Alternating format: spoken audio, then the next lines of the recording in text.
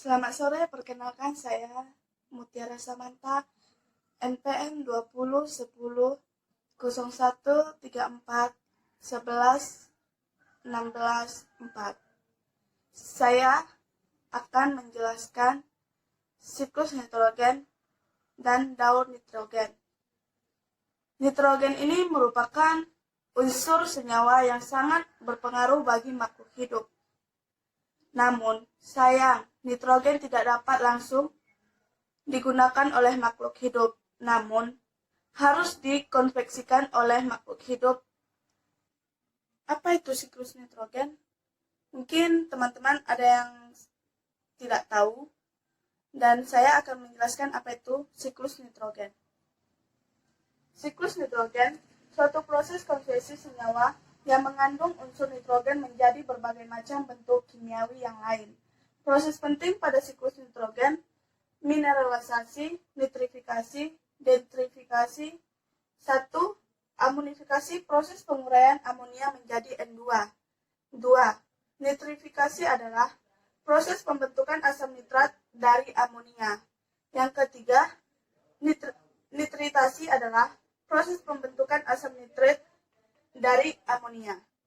Yang keempat, nitratasi adalah proses pembentukan asam nitrat dari asam nitrit. Yang kelima, fiksasi adalah pengikatan N2 bebas di dalam tanah. Yang keenam adalah denitrifikasi adalah pelepasan N2 bebas ke udara. Baiklah, saya akan menjelaskan lebih rinci siklus nitrogen atau daur nitrogen. Siklus ini berasal dari jatuhnya nitrogen bersama air ke dalam tanah.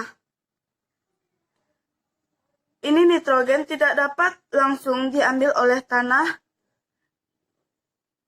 namun ada tumbuhan yang dapat menyerap, yaitu tumbuhan yang bersimbiosis oleh bakteri rhizomutualistik yang hidup dalam modul akar kacang-kacangan atau sering disebut dengan bintil akar. Kemudian, diproses bintil akar ini menjadi amonium dan diproses oleh fiksasi nitrogen.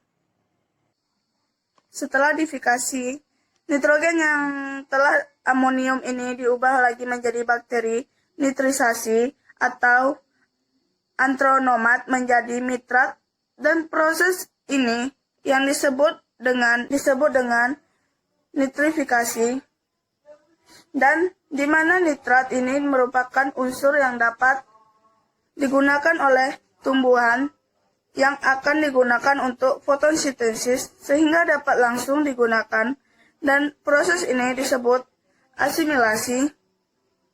Kemudian, jika ada tumbuhan dan hewan yang mati, bangkai tersebut atau mereka menjadi bangkai tersebut dapat diuraikan dekomposer, yaitu fungsi